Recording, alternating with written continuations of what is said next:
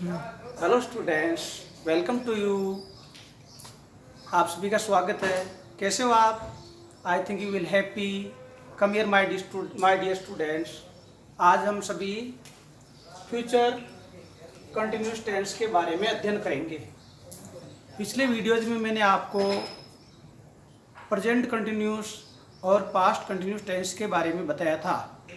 प्रिय विद्यार्थियों, आज मैं आपको फ्यूचर कंटिन्यूस टेंस के बारे में एक्सप्लेन करूंगा।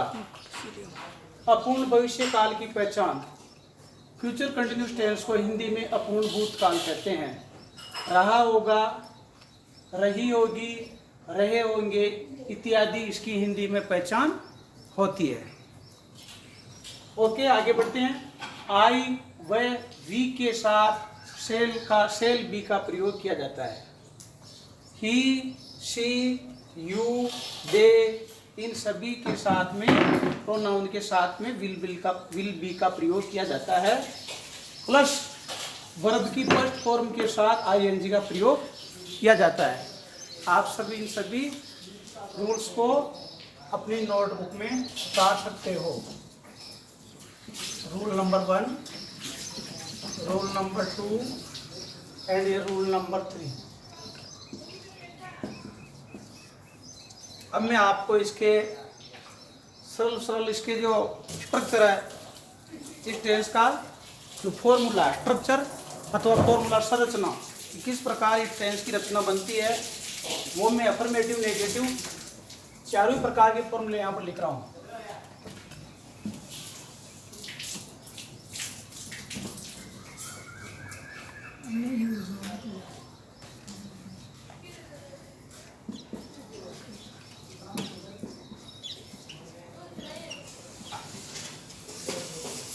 आइए स्टूडेंट, सबसे पहले हम अफर्मेटिव का लेते हैं। सब्जेक्ट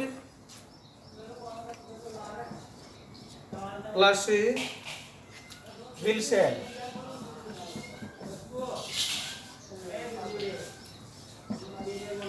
प्लस बी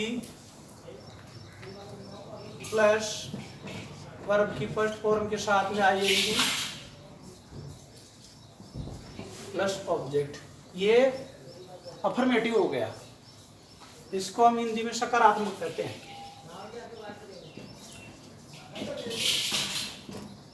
सकारात्मक वाक्य का सूत्र है ये, इसको अफर्मेटिव कहते हैं।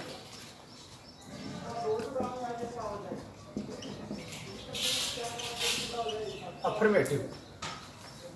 नंबर 2, ये नेगेटिव हो गया। Subject plus will shall.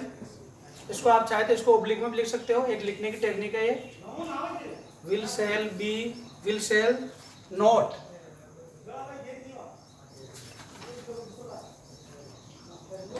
Will cell plus not plus be plus verb की first form plus ING plus object. ये हो गया नेगेटिव। इसको हम नकारात्मक वाक्य कहते हैं। एक ही वाक्य को हम 4 प्रकार से बना सकते हैं अंग्रेजी में। नंबर 3, इसके बाद में आइए स्टूडेंट्स, हम इंट्रोगेटिव यानी कि प्रश्नवाचक का फॉर्मूला सीखते हैं। तो सबसे पहले विल सेल को पहले ले आओ। लेटर पहले स्टार्ट हो रहा है इसलिए कैपिटल आएगा वाक्य का। सेंटेंस, इसलिए सेंटेंस का पहला लेटर कैपिटल होता है, इसलिए विल सेल को एस और डब्ल्यू को आप कैपिटल में लिखो। Will cell plus subject plus be plus verb की फर्स्ट फॉर्म के साथ में आईएनजी प्लस ऑब्जेक्ट और प्रश्नवाचक चिन्ह। अब प्रश्नवाचक नकारात्मक, interrogative negative. Will sell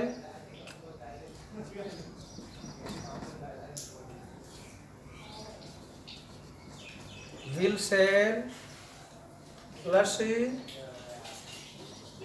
subject plus be, will shall पहले आ जाएगा, सब्जेक्ट के बाद आ जाएगा ए बी आ जाएगा, will cell be, will shall, इसमें आपको इंटरगेटिव नेगेटिव लिखना है, पहले सब्जेक्ट के बाद में नोट आएगा, सब्जेक्ट के बाद में वैसे के वैसे नोट आ जाएगा नेगेटिव की तरह, subject plus not plus be plus not plus be plus verb की फर्स्ट फॉर्म के साथ में आईएनजी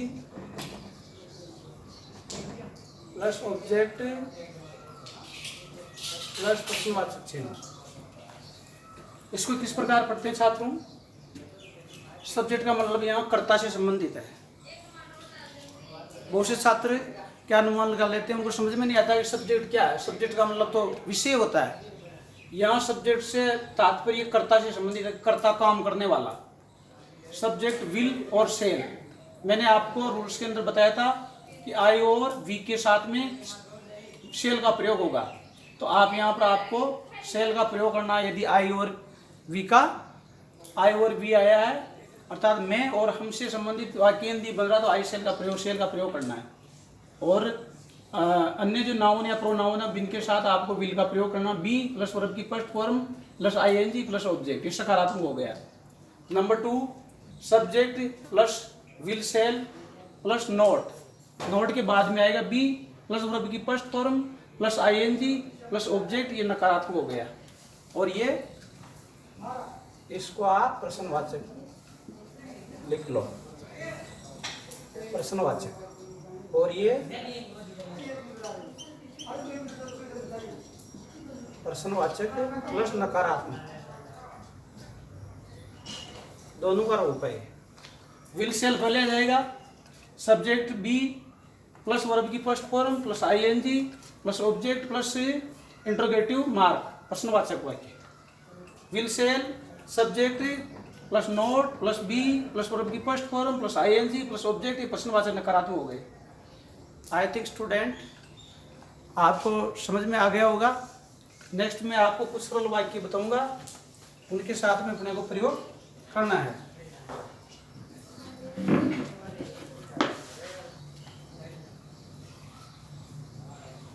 आपको ये जो चारों फॉर्मूले हैं फ्यूचर कंटिन्यूस के, इनको याद करना है। याद करने के बाद में ये टेंस आपके लिए बहुत इजी हो जाएगा। मैंने सबसे पहले कंटिन्यूस टेंस लिए हैं। सभी प्रकार के जो कंटिन्यूस टेंस है उसमें वर्ब की फर्स्ट फॉर्म के साथ में आईएनजी का प्रयोग होता है, इसलिए हमेशा ध्यान रखें जहाँ कंटिन्यूस आया है वहाँ आईएनजी का प्रयोग, वर्ब की फर्स्ट फॉर्म के साथ में आईएनजी का प्रयोग होगा। यहाँ पर मैं आपको कुछ वाक्य लिख रहा हूँ, सरल वाक्य।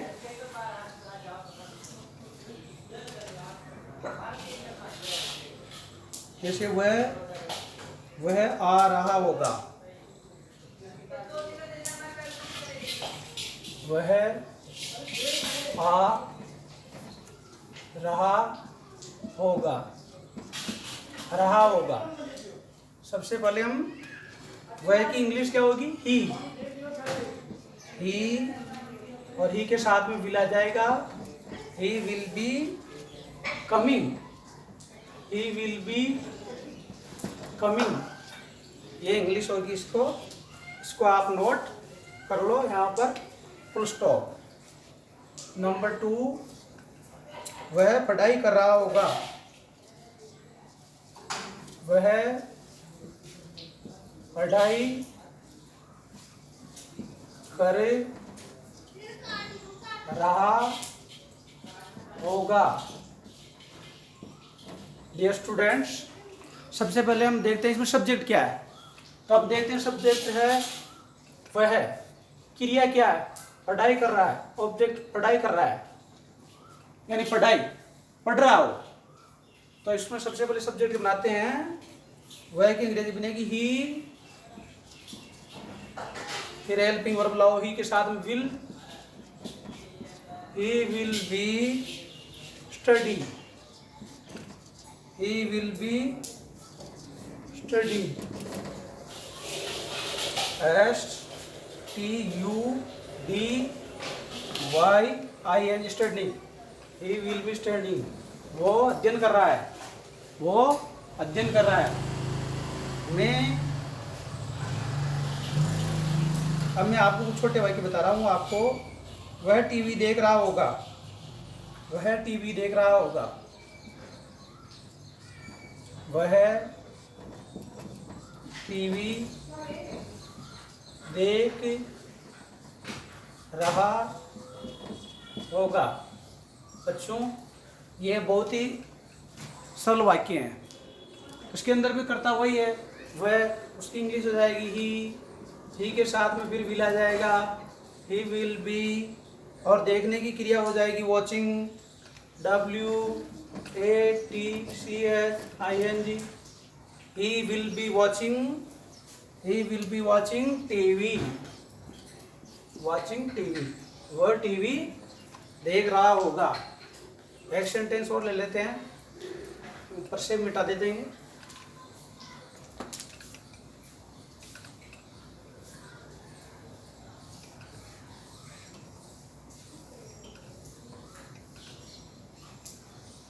मैं आपके सामने बहुत ही सरल वाक्य ला रहा हूँ ताकि आपको कोई परेशानी नहीं हो स्पेलिंग की।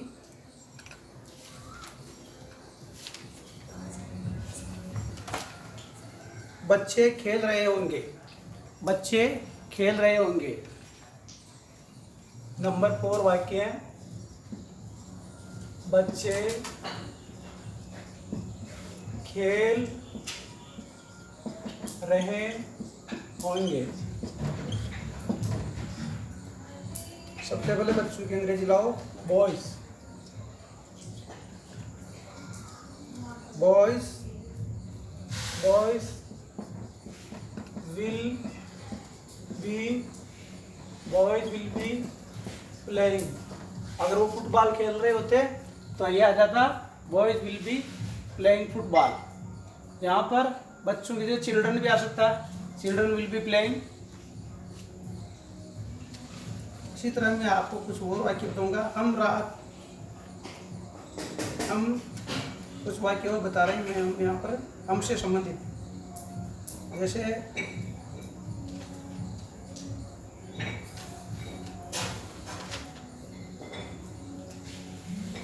और आई बता रहा हूँ, मैं आई का प्रयोग बता रहा हूँ।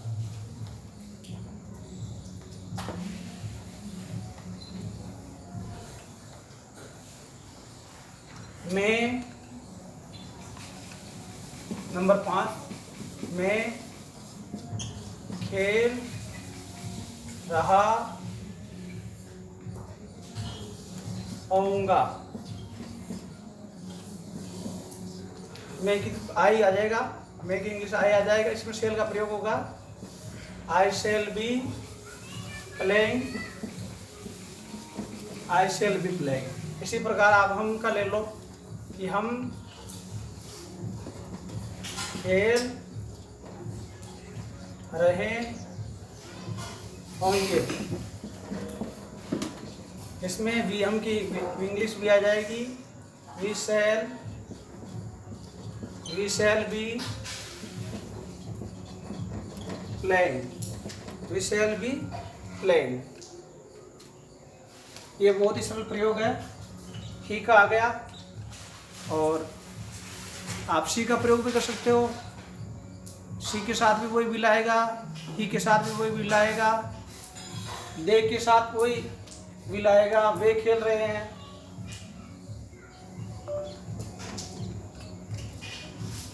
नंबर 7, वे खेल रहे होंगे, वे खेल रहे होंगे। इसका आ जाएगा they will be playing, they will be playing, they will be playing.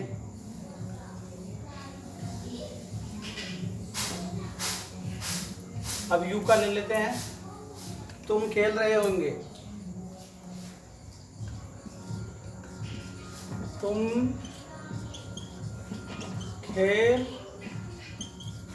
रहे होंगे। तो स्टूडेंट्स सबसे पहले हम इसमें सब्जेक्ट देखेंगे कि सब्जेक्ट क्या है। यू तुम है, तुम की इंग्लिश होगी you will be playing, you will be playing. I think students आपको ये टेंस अच्छी तरह से समझ में आ गया होगा। अगले नेक्स्ट वीडियो में मैं आपको अगले टेंसों के बारे में विस्तृत रूप से जानकारी प्रस्तुत करूंगा। Thank you so much. Thank you my dear students.